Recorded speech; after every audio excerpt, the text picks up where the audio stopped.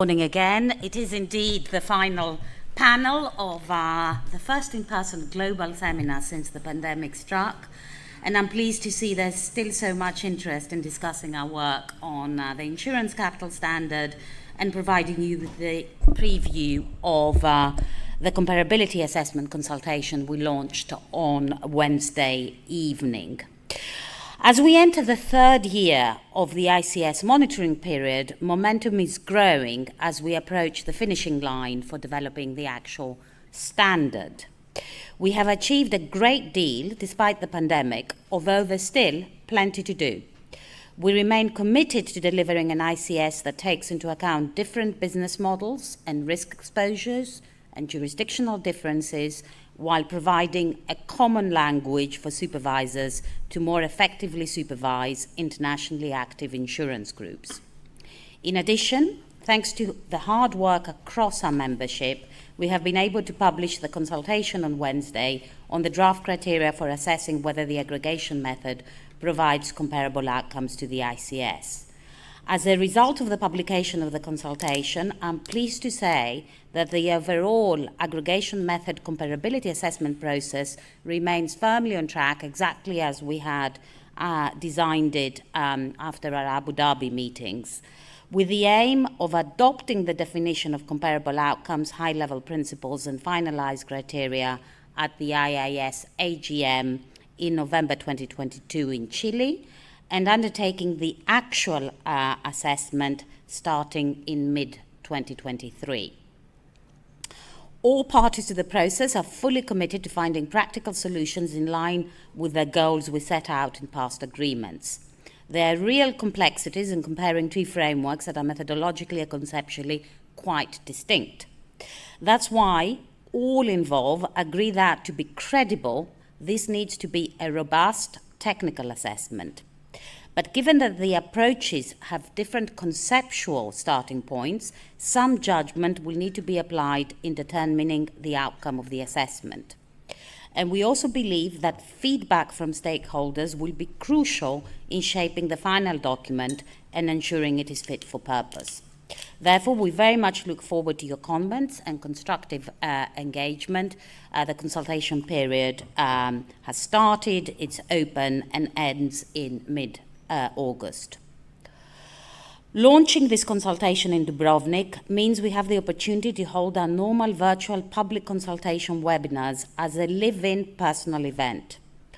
During the next hour, we will receive an update from Danita Patamo from the Secretariat, who will set out the main achievements on the ICS project over the last 6 months and provide a reminder on the key milestones we have coming up before the conclusion of the ICS monitoring period in 2.5 years' time. We're exactly at midpoint. She will also provide background information on the public consultation on the draft aggregation method comparability criteria. So after Danita gives us this update, this crucial update, we will then have a discussion amongst the panelists on the stage with me today. You will agree we have a stellar panel here. I've got all three of my vice chairs. David Altmaier, Commissioner for Florida, Office of Insurance Regulation and Vice Chair of the IAIS EXCO. Shigura Rizumi, Vice Commissioner for International Affairs from the Japanese Financial Services Authority, and Suzette Fokelstang, whose name I keep on murdering, with apologies, Suzette, who is head of department in Banking, Insurance and FMI Supervision Department in the Prudential Authority of South Africa, and is the third vice chair responsible for emerging market and development economies. And last but not least, the chair of EIOPA, IAIS EXCO FinTech champion, Petra Hilkerma. As we heard in remarks at the town hall yesterday, the momentum of the ICS project continues, and I'm pleased with the engagement and dialogue we are having, both with the volunteer groups and also between supervisors. So thanks for that. For those of you that are volunteers, I think you're doing exactly the right thing, because by being engaged with this project, you are shaping the final outcome, and you're ensuring that what we are going to produce is going to be fit for purpose for your specific business models. So please continue to do so.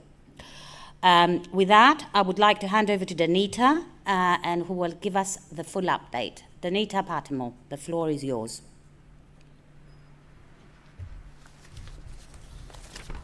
Great, thank you, Vicky, and good morning, everyone. The last time we saw each other in person at an IAIS event was the 2019 annual conference in Abu Dhabi, where we were introducing ICS version 2.0 for the monitoring period. Now, we're here 2.5 years later, and despite our inability to meet in person since then, we greatly appreciate the interest and engagement that you've continued to provide virtually. We are now midway through the 5-year monitoring period of the ICS, as Vicky just mentioned. As you'll recall, the monitoring period is meant to be a period of stability for the reference ICS, so that we can observe how the ICS performs over a period of time. Of course, when the monitoring period was agreed back in 2017, none of us were to know what stresses the world would experience. The global pandemic has certainly provided us valuable information on the performance of the ICS, as we have discussions of the ICS among supervisory colleges. The feedback on the ICS from the supervisory colleges has been helpful in identifying areas that may require change to the reference ICS. This year, the IAIS hosted a virtual ICS Global Roundtable of Supervisors, which brought together home and host supervisors of internationally active insurance groups to discuss their experiences with assessing the performance of the ICS and the areas where they thought the ICS could improve. A common theme we heard from supervisors and volunteers alike was on the topic of discounting. Therefore, as part of this year's ICS data collection, supplementary information related to discounting is being collected.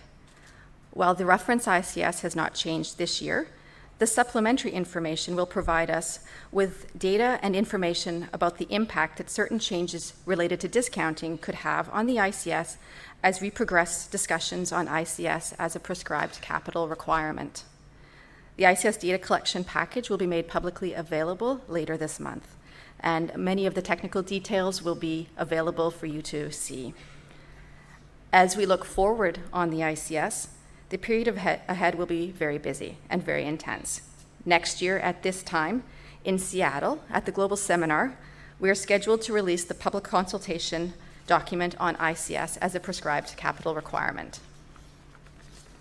This will be a large consultation covering many topics, including possible revisions to the reference ICS and decisions on the additional reporting elements. That is, decisions on whether ICS as a PCR will feature the GAP Plus methodology, and whether other methods of calculation of the ICS capital requirement, such as internal models, will be allowed. Work has already begun so that we are in a position to make recommendations and seek feedback through this consultation. I know that internal models have always been an area of particular interest. The IAIS recently hosted an in-person internal models roundtable in Basel, along with the annual launch workshops for the ICS and aggregation method data collections. The purpose of the roundtable was to hear views from our volunteer groups on certain aspects of internal models, such as the use test, the ongoing appropriateness of models, as well as transparency and accountability. We hope to continue these types of events in the future to help inform a future decision on whether internal models will be part of ICS as a PCR.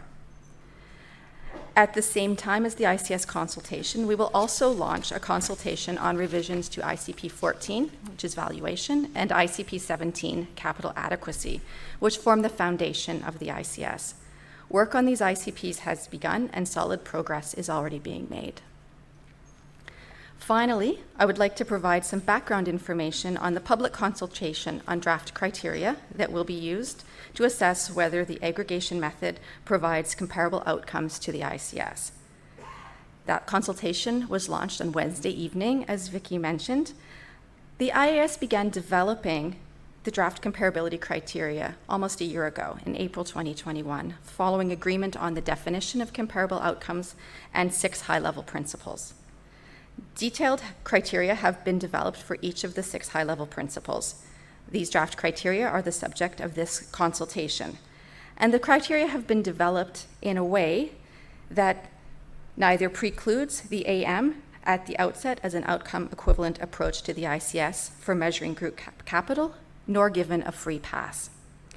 Stakeholder feedback on the draft criteria is particularly important to provide a range of perspectives on this unprecedented area of work and to gauge views on the appropriateness of the draft criteria. The consultation will be open until the 15th of August, and the IAIS is looking forward to receiving valuable stakeholder input on this important work. That concludes my remarks, and I'll now turn it back to the EXCO chair to continue the panel. Thank you very much, Danita. So, we're now going to have a discussion, and I'd like to start with David and ask about the US perspective, particularly on the publication of the comparability assessment consultation, which I know you are focused on. Sure. Well, first of all, let me just say good morning to everybody. And mention how nice it is to just be able to say good morning as opposed to good morning, good afternoon, and good evening, as we've grown accustomed to on our virtual meetings. And before I answer Vicky's question, this is the first opportunity I've had to add my voice to the growing chorus of people expressing gratitude to our hosts here in Dubrovnik. And what a beautiful place for a meeting. I'm embarrassed to say I think I've taken more sunset selfies in the past couple of days than I have in the past year or so.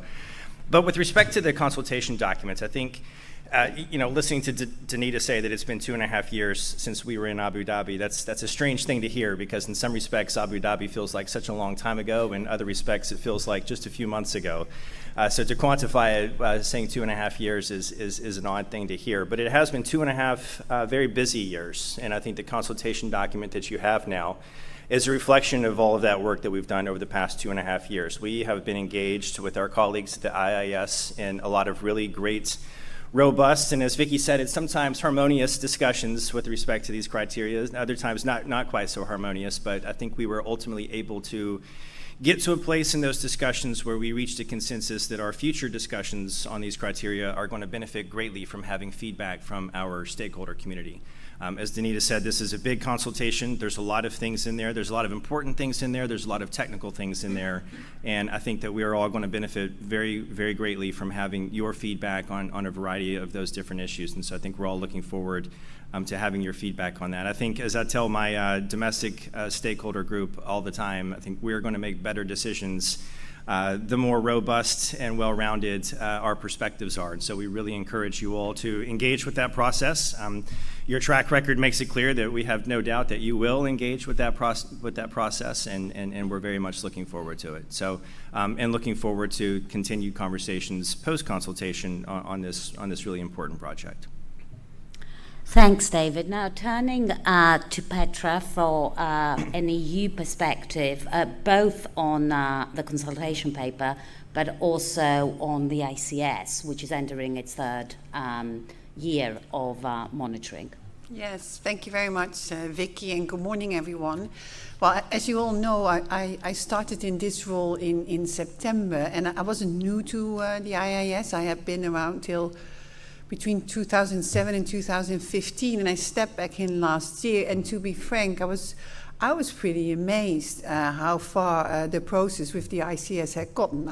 I left about the time that we were discussing a backstop or a BCR, so I think there I was really surprised. And so people told me it's sometimes indeed a very involved discussion, but at the same time, coming new in, I thought, well, you already made some steps, and I think.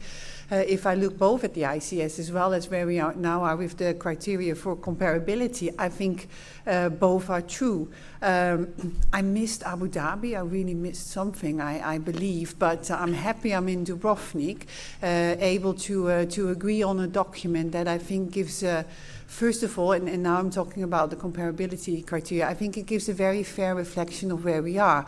I think it truly shows progress. I think it is very transparent on where we think we are, I think, heading in a direction that we already pretty clearly see, and that direction is very much a technical exercise, where we enter into from a perspective that we're not precluding anything and that we want to have a fair technical, as supervisors do, assessment. I think that is very positive. And at the same time, it's clearly not the final document. There's still work that needs to be done. There's still things that are difficult. But we are, I think, very much looking forward to having that discussion in the constructive way we did with your feedback. You're really going to help us if you're going to look into it as well and come up with suggestions. So we very much look forward to your input.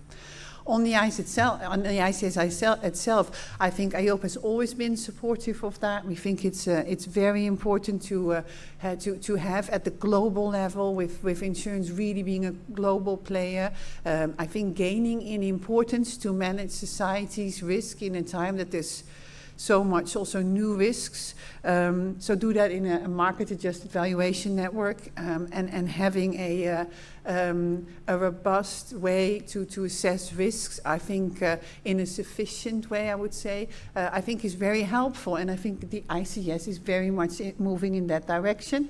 It is learning again from the data we are receiving in the monitoring exercise. So I'm very happy and very grateful for all of you who are putting time and resources in to actually bring us those data. It helps us learn. It helps us to look at what we need to work further on, and we are including that. And for sure you will see that when we come out with the document next year. So I think participating in this exercise is key. And I think we've been saying that before, but I think it's getting to a phase where it's even more important now that the data we received this year will feed into the final exercise in year 4, where we really still can make a lot of changes.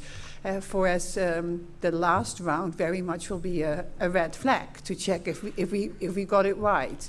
So please be in, and thank you for those who are in. You really contributing to, I think, a very important addition to a supervisory framework, and I think that is very important, Vicky. I'll stop there. Thank you very much, Petra. Now I'll hand over to Suzette, who will also give us a perspective from South Africa as well. Yeah. No, thank you very much, Vicky, and good morning, everybody. So just as background, South Africa's got 2 international active insurance groups, of which we are the group-wide supervisor. But our international active insurance groups mainly operates on the African continent. Is equally, our regulatory requirements within South Africa is not dissimilar to the ICS. So I would like to first give a view from our experience with the ICS, from the different role players. And then I would also just to share what I think from an MD perspective is the benefits of the ICS, as well as some proposals of what I think can be done for the MD jurisdictions. So if I reflect internally within the supervisory authority, I mean, due to resource constraints, a very limited number of our staff has detailed knowledge of the ICS. I mean, to be honest, actually 2. And those are the 2 that's actively involved in the IAIS ICS process, and that's our capital expert team. So the supervisors themselves still needs to get some training on the ICS so that they can then relay the message to the other host supervisors as part of the supervisory colleges.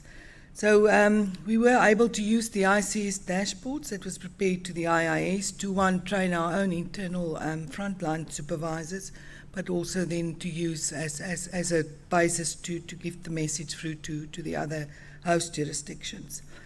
From the host jurisdictions perspective, we did discuss the ICS results at the 2 supervisory colleges the team held, and I guess it was the first time that most of those host jurisdictions was actually introduced to the ICS, because they're not part of the process, and then fully understandable, and they don't have their own AIGs in their jurisdictions as well.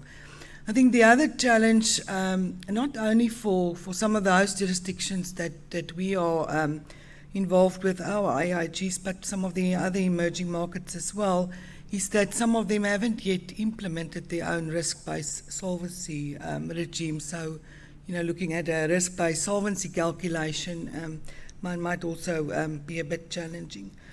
From the IIG's perspective in our jurisdiction, they also had a few challenges in participating in the ICE's process, and actually I take my hat off for them for actually doing so. And those mainly relates to data, and particularly getting the necessary data from those jurisdictions, because the data is not always available or not always available in the format and the manner that's required. They themselves got their own resource constraints, particularly for skilled resources in country, and then conflicting priorities, and in particular, implementing IFRS 17 that's coming up in the new year. But despite the challenges, I do believe that the ICS could benefit us all, and particularly in the emerging markets, both the home and host supervisor, because one, you might not understand the technical detail, but it does give you a view of the strength of the financial position of the group, which is critical for any supervisor to understand, and also to give an input into our own risk assessments.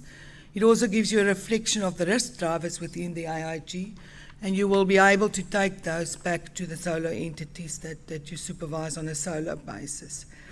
And then you've got comparability of ICSs between the different IIGs operating in your market. You might not be the home supervisor, but you've got a number of international active insurance groups operating in the emerging markets as well. But in conclusion, I do believe still a lot can be done for the MDE jurisdictions in particular. I mean, one first, upskilling our own staff where we've got AIGs and better understanding the ICS, and also refining the way in which we communicate the ICS results to our host jurisdictions. The transition to a risk-based solvency regime for the emerging markets, and I think that's where the risk-based solvency forum that was established in the IAIS would definitely assist, and I did mention it yesterday in my town hall report. And then lastly, I think in partnership with the IAIS implementation partners, we can develop some training material or some capacity building initiatives to specifically focus on the host supervisor. And then specifically giving the host supervisor training, not the technical details, but actually you see this ICS results, what does it mean, and how do you use it? That concludes my remarks. Thank you, Vicky. Thank you very much. They're very interesting. And now to Shiguru, who will give us a perspective from Japan. Thank you, Vicky.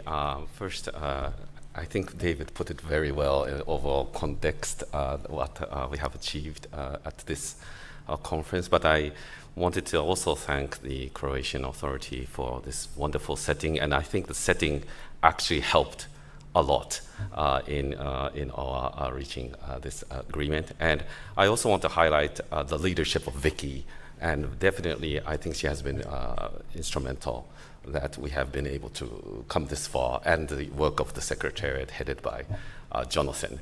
And I very much truly appreciate it. And building on David, I was also getting kind of tired of just saying good evening every time I'm on the web. So it's good to have an opportunity to say good morning or good afternoon to many of our colleagues. And if I may share some of the experience that Japan has been working towards a new ESR based on ICS. We had an expert recommendation in 2020, progress report in 2021, and we are ready to publish a provisional outline of our new ESR, hopefully by the end of this month. And not surprisingly, the provisional outline will focus more on the Pillar 1 aspects. We will continue to work on to fine-tune the Pillar 1 in the next couple of years, building upon the development of the ICS. In addition, we also plan to accelerate our discussions on the supervisory front as well as on disclosure. And as regards to the timeline, we envisaged the introduction of the new framework in 2025, and the companies will start reporting from their fiscal year 2025 numbers. In the case of Japan, usually the fiscal year is from April to March. So we expect a reporting on the possibly on 2026 as we move forward. The structure and the key elements of our new solvency framework will essentially be the same as the ICS. On the other hand, we envisage the possibility of making some adjustments from the ICS. It is mostly because our solvency framework covers all the insurers, including non-IAIGs, both on a solo and a group consolidated basis. For instance, we may adjust the risk factors for life and non-life insurance risks to better reflect the characteristics of medium to small-sized insurers. In our path towards finalizing our new ESR, we have deeply and constructively engaged with the industry. The aim is so that we can carefully calibrate on our future regulation and supervision, but also as important, so that the industry can better familiarize itself and better prepare for the introduction of the new ESR. In course of our field test and our conversation with the industry, there are several key takeaways for us. First, the results of the field test demonstrated our insurance firms have maintained its financial soundness under the ICS model.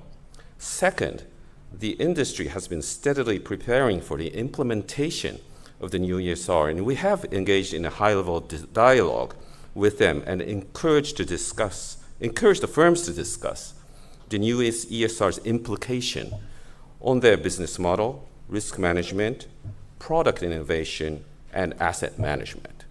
And third, the industry has expressed several key points which we need to think through, such as avoiding duplicative application between the ICS and the new ESR, the application of IFRS 17, and the validation by external experts. We intend to seek comments from our provisional outline and will continue to contribute to the work of the IAIS, working closely with the industry as we move closer to 2025. Let me stop here, and thank you. Thank you very much, Shiguru, and for this update on this important work of reforming in Japan. Just to say briefly that in the UK we implemented Solvency II back in 2016, and now we are in the process of doing our own review since we've exited the EU of the framework as well. The review is basically tweaking particular issues that are specific to the markets in the UK. We remain entirely committed to the market-adjusted approach. I think works very, very well, and to the overall framework. But I just wanted to say that as part of the review, we have made sure that the IAGs within our market are actually going to be exceeding the current ICS version 2.0 standards. And it has been actually quite helpful, despite the fact that we don't yet have an ICS as a PCR, to actually have a completely developed ICS that we could use, and we could say, what we're going to do does or does not meet ICS standards. Because, as you know, sometimes when you're developing and reviewing capital standards for very large firms, this can get quite, there's obviously a lot of interest from the industry, there's a lot of interest from politicians and treasuries, and it is important to be able to say, well, if you adopt this proposal, you're going to be below international standards. That gives you good protection. So that's kind of our own experience, and we continue to be very committed to ICS and to international standard setting more generally, and our firms exceeding minimum international standards as well. So with that, I will now turn to the panel and ask a couple of questions before we turn to the audience. So as Danita actually said, Petra, we kind of, when we designed the monitoring period for 5 years, we thought 5 years is a typical business cycle. You might get a recession, you might get a slowdown, so we can test it. We never expected a pandemic. We never expected a war, sovereign countries invading each other in Europe. And now the prospect, at least, of stagflation. In your experience, how has the ICS and market-adjusted actually frameworks operated through the shocks that we have seen? Yeah, thank you. Thank you, Vicky. And indeed, a good question. And who would have thought that in 5 years' time we would see both crises, so for sure the pandemic, but also the impact of the unprovoked invasion into Ukraine by Russia and the inflationary impact we are seeing currently in the markets and other, I think, geographical risks, but also other concerns we have, food crisis, stagflation, so a lot is happening. Then as a supervisor, of course, you go back to your framework and you try to see if it works. Does it capture the risks that we are seeing? And first of all, then in a, I think not a nice way, but still in a good way for stressing and testing a framework, it was a global pandemic. And so that helps when you're monitoring a global framework. And I think across the board, what you see is that it actually did a fairly good job. And it gives good outcomes. And one of the reasons why that is, I think, is that already while we were going through developing the ICS and coming from a reference ICS, I think what you see is some of the adjustments we made, like the countercyclical tools that we put in place, but also some of the tooling that we did to improve the middle bucket, turn out to be, I think, beneficial for how the framework responds to crises like this. Moreover, when it comes to inflation risk, of course, the question is to what extent is inflation captured in the models and in the framework? And I think, again, we can say that it's actually fairly well capturing it. If you look at the modeling for future cash flows, you need to take into consideration inflation. And if you look at the expense risk module, you see that also there inflation risk is part of what you need to look at within this framework. So it's a sad situation, but it did give us a chance to actually assess. Now, we should not be complacent. We should still look where we do see movements that maybe are not helpful and act on those. And that's what the I think, marvelous team in the Secretariat is doing. But that's exactly what this period is for. And again, also your feedback is helpful in that. Your figures, your data, your input is helpful in that, because that's where we see the issues. And we are midway, so we still have time to deal with those. Thank you very much, Petra. And David, we spoke, and you spoke about the importance of getting stakeholder feedback, and you're sure you're going to get some on the consultation paper on comparability that we published. Could you highlight what specific areas you may be more interested in on feedback? Sure. So, first of all, I think we know you all are not a shy group of stakeholders. So to Vicky's point, we know we're going to get feedback from you all. But if I were responding to this consultation document, I would specifically be mindful of the specific questions that we've posed to the stakeholder community. I think there's two for high-level principle number one, dealing with scenario analysis and sensitivity analysis, and then question for high-level principle number 5 with respect to representativeness. And I think those are three areas that I think we've acknowledged that we would benefit a lot from having your perspectives on those three areas. I think that will help a lot as we continue to have conversations about those three important aspects of the of the consultation document. As I said to a group of folks yesterday morning, I think we spent a lot of time talking about a lot of different things, but I'm always wondering in the back of my head, what are some of the things that we maybe not have thought of yet? So, don't feel like you're stuck with just those 3 questions. Feel free, if there's other areas of the consultation document that you think are important to weigh in on, feel free. But I would highlight those 3 specific questions as areas that we would benefit from some additional stakeholder feedback on. So that's where I would focus. Thanks very much, David, for that. And if I may, I can just second these comments. Obviously, give us feedback on everything, but particularly these 3 questions don't oversee, because we really want to get to the next stage on these 3 areas. So I'm going now to hand over to Jonathan, who's going to moderate the Q&A. But if I may, I want to take the opportunity, because the end of this Q&A is going to be the end of the global seminar, to actually thank Jonathan, thank Romain, thank all the senior management team and the Secretariat and all staff of the Secretariat for doing a fantastic job.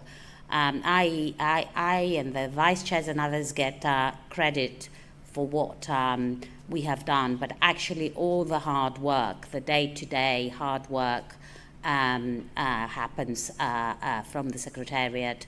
That is a very, very strong team, and that is also thanks to the leadership of Jonathan and the Deputy Secretary General, Romain. So thanks very much.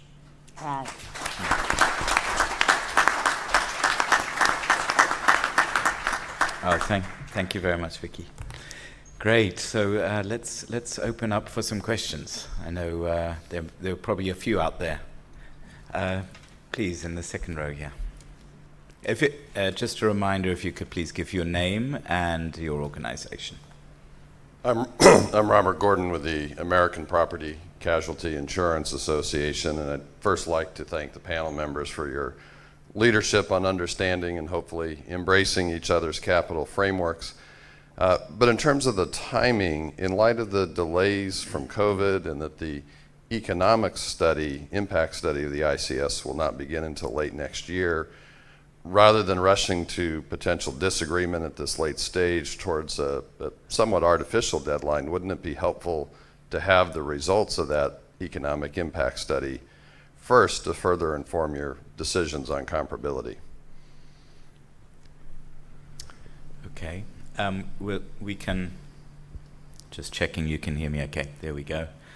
I mean, I can hand to the panel, but given that it's quite a process-oriented question, perhaps I can give a perspective from the Secretariat as well. I mean, one thing to point out is I think there are, as you mentioned, there are multiple work streams in the overall ICS project. So, of course, what we are seeking to get is comments on the draft criteria now, so that we can finalize the criteria ahead of the assessment. What we have pointed out, and I think we mention it in the document that we've published, is of course that when we start the assessment, we will be looking at, we'll be comparing what is a ICS for consultation as a PCR, and we will be comparing it also to what may also still be an aggregation method under development. It may be subject to further changes as well. So any input that we receive either from the public consultation or from the economic impact assessment will be considered in finalizing the ICS. So of course, when we're making final decisions on comparability, we would also need to take into account any final changes to the ICS as a PCR and how that may impact the comparability outcomes as well. So let me mention that and see if anyone wants to add anything. No, I think this is quite comprehensive, but I just wanted to reassure you also that we are going to be collecting data throughout the period up until and including 2024, with the end year 2023. So the 2024 monitoring period will give us an opportunity to take on any lessons we have made, we have taken from the economic impact assessment. And we have mechanisms to reach out to the industry to actually check those before finalizing the standard. So we still think that the timetable is appropriate, we're meeting it, and we do have this mechanism inbuilt, and that is the reason why we are also sort of carrying on the monitoring up until the final year, despite the fact that the consultation paper for the ICS is coming out in mid-2023. Great, thank you. Any other questions? I'm hoping I'm not overstating that there will be plenty of questions.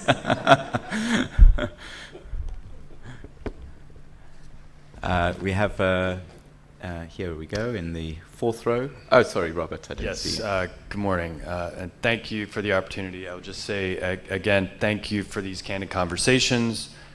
Critical to have dialogue with industry as this evolves. We've all been waiting with bated breath to see when this consultation would be coming forth, and so we'll be taking it very seriously, offering our input with member discussions that will be taking place over the next couple of weeks, and look forward to hearing your next steps. We do, as was mentioned yesterday with the president of the Global Federation, we do also share concerns about the timing of the impact assessment and making sure that that there is adequate time to take that on board and take into account the impacts. We've referenced the IPAC study that has come forth. I'm sure that will be echoed in some of our comments that we'll be submitting. A lot to digest. I know a lot of this has just come out, so we'll be working with members. Don't really have a question, I'm just emphasizing some of our points that we'll be taking into account. So we look forward to continuing these dialogues and important decisions upcoming in Chile. So thank you. Appreciate the insights. Thanks, Robert from the ACLI. And yes, I think we can certainly all agree it's going to be a busy time ahead, but we're off to a good start. Sorry, Jad Aris from the Geneva Association. Thank you very much for this exchange and for taking the time. I know there are consultations in progress. There's the current one on comparability. There will be the one on ICS next year. But I'm just trying to figure out what the end game might look like. And so you emphasized, Vicky, that ICS is going to be a PCR, a prescribed capital requirement. So if we put ourselves, if we imagine the end games, I suppose there will be two possible cases in a specific jurisdiction. Either whatever local system exists leads to a number that is higher than the ICS in terms of capital requirement. And then there is no issue because the minimum requirement of ICS is being met. Or we find ourselves in the opposite situation where the ICS calculation leads to a higher number than whatever system exists locally. And so I'm turning to Petra here, if I may, Petra. So what happens if, again, if we project ourselves in the end game, the ICS number is higher than the Solvency II number? Then the question will become, which is the amount of capital that those insurance groups, which are submitted both to ICS as IAIGs and to Solvency II as European-based groups, should be complying with. And so what is your perspective on this? And more specifically, Solvency II is considered, whether it's right or wrong, as a more sophisticated, it has internal models, etc. So how do you assess the acceptability of member states to implement a standard that is higher than what Solvency II would require?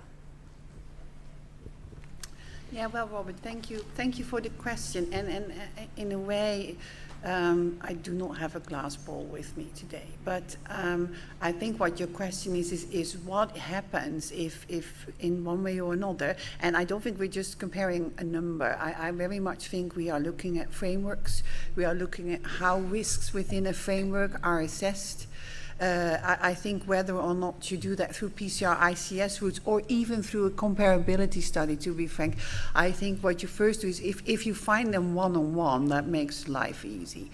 But if that is not the case, we're all supervisors, we all deal with risk. So then that's where it really happens. Actually, that's where I find it gets interesting, because then you need to discuss with each other, okay, but given we are in the quantitative pillar 1 environment, how do we deal with that? And I think there will then be an overall outcome, and the overall, I think, is what you're going to assess, whether or not is that at least as prudent as the ICS, and that means also Solvency II. And I think once there is a final ICS framework, we will need to look into that.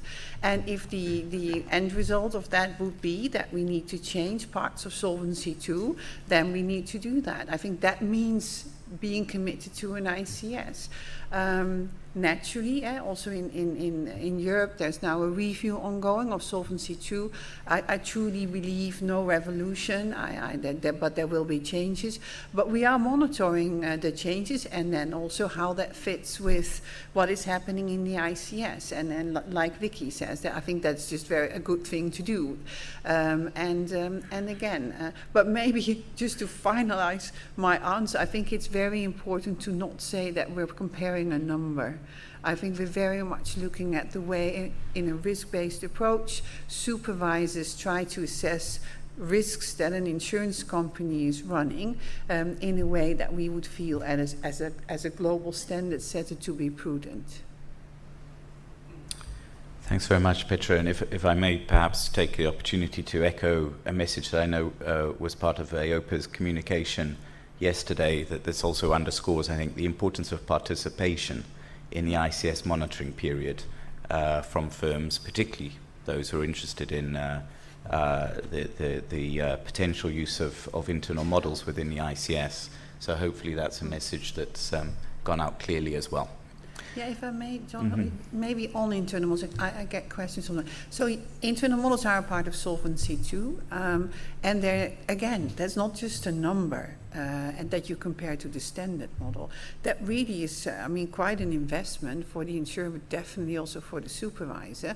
But the idea is that through, because of the ability that is there to even better model than the standard model, you end up with a model assessing the risks really fitting to the company that is running that risk. I think that is the idea of an internal model. That requires not just a model, but it requires quite an intensive supervisory process. And all that is being assessed, I think, again, in a very productive way, with thanks for the good chairmanship from the colleague from Bermuda. But here, again, it's really important that we have data and that we have groups participating in that exercise, so we can discuss that on the basis of technical information, because in the end, that is how you assess risks. Thanks, Petra. Okay. Hugh.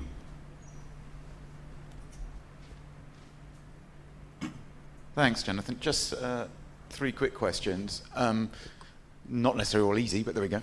How do you envisage, so you've got a consultation that kind of like closes in August. Just to understand timelines, is the objective for you to conclude your own discussion so you can make a decision by Santiago? Is that the idea? So you basically have those 2 or 3 months to crack this nut effectively, so you can then start applying it the following year. So just a clarification about timelines.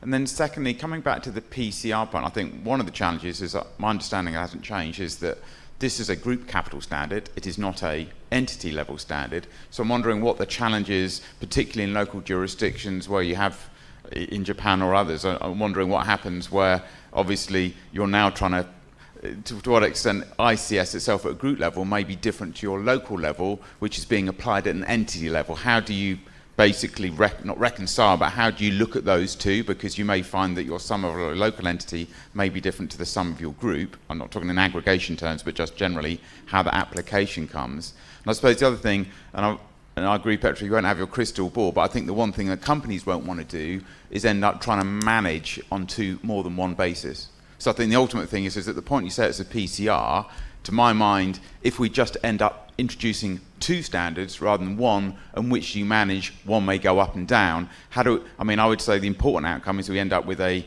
single, for a local company basis, for a company is to know what I am managing to. So I think it's really important that we understand how that works such that we don't end up having more than one basis, because what's a helpful common language here, and I can absolutely understand why it's really helpful from a group's perspective to have a common language. It's difficult from a company perspective if you don't know quite what you're managing to. So I think that's to me would be the one plea, that we kind of think about how that end game works at some point, so we don't end up having duplication, because that's what local management will be most concerned, that at a group level, what am I actually managing to? Okay, thank you very much, Hugh. Just to share, Hugh Francis from Aviva. Good. Let me start with the process question, just to say. So yes, that is what we set out in the work plan that we published in Abu Dhabi, that we would be aiming to finalize the criteria by November, and then we would need to have that in place to start, if you like, implementing or applying the criteria in the assessment, the comparability assessment that would start from the middle of next year.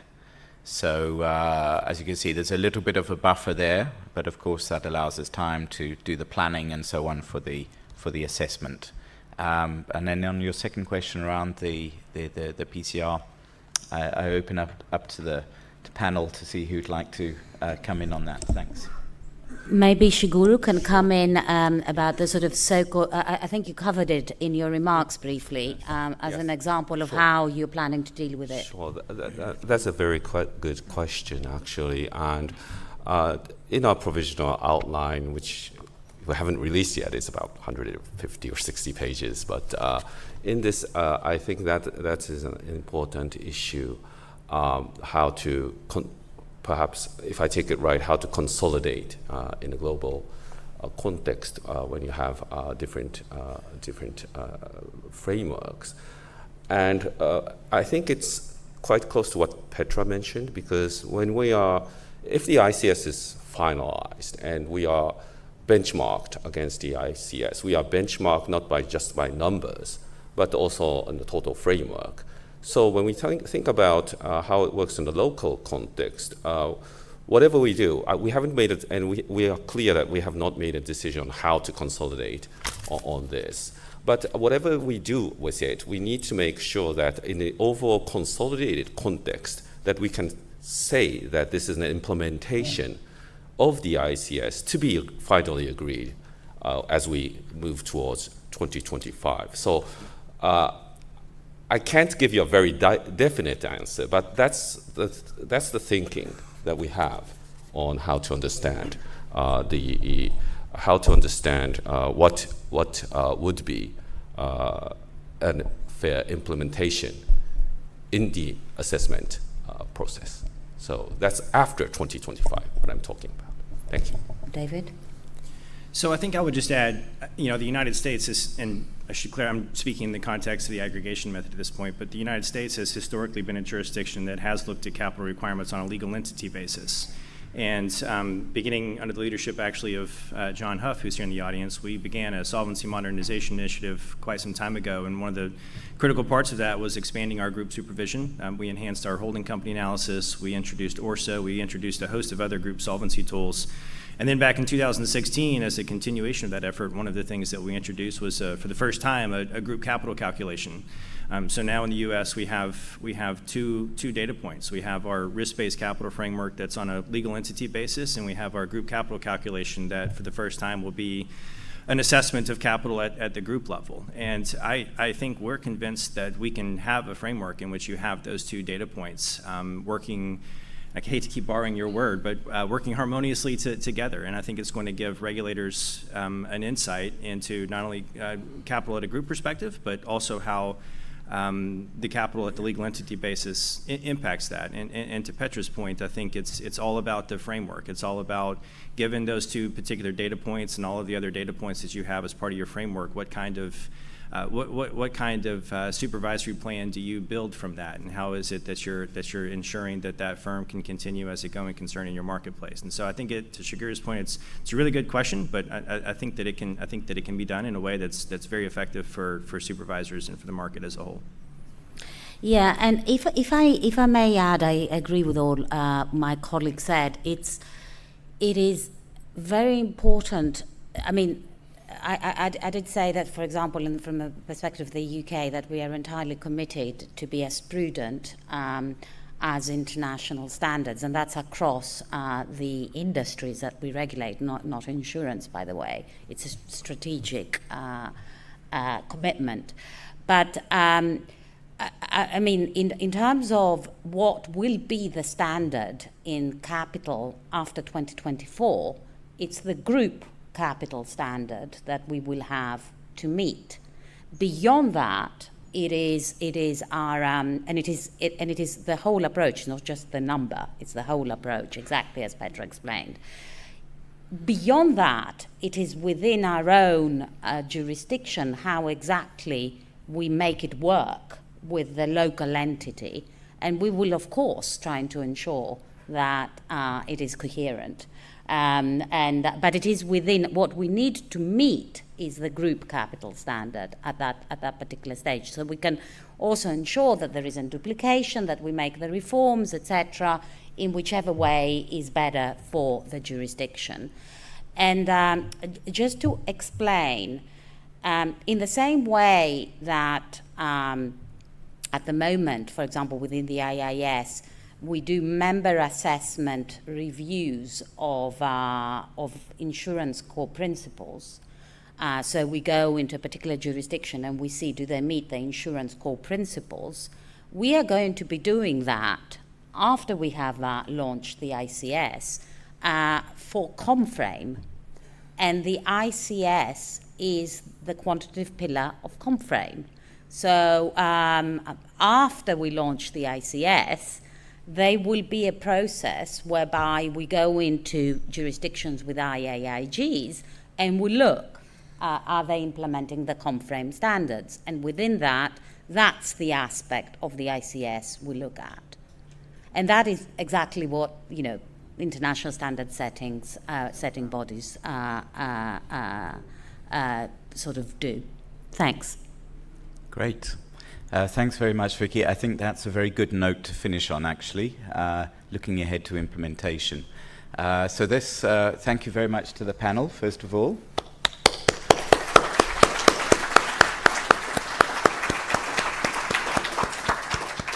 And this brings us to the end of what's been a long but very enjoyable, I would say, week of committee meetings and stakeholder engagements.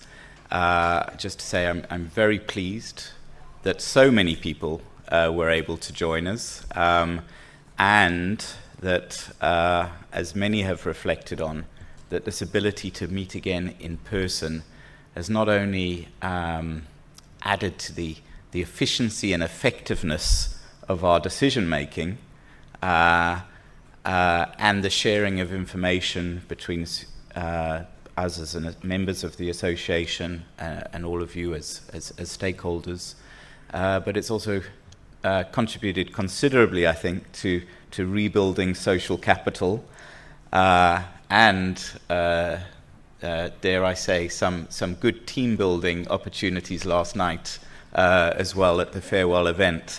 So it really has been a fantastic time.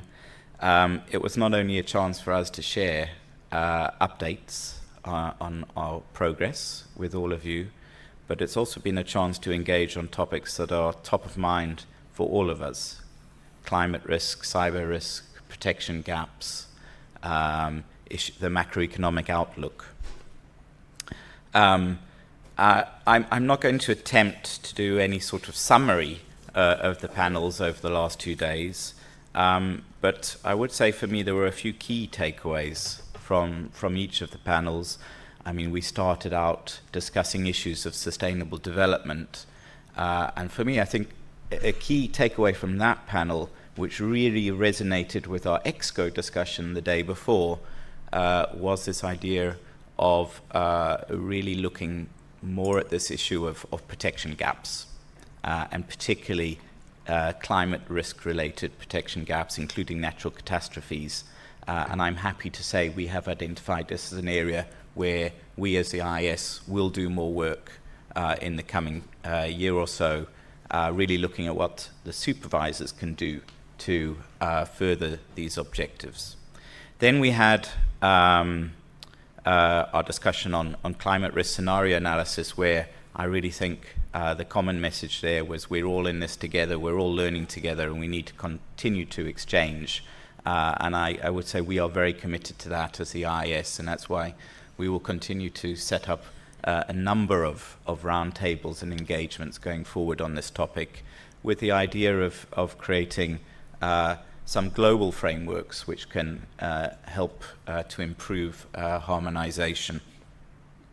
On cyber risk, I think the message was clear. This is a real risk, and that data is key. So I think we've got our work cut out there.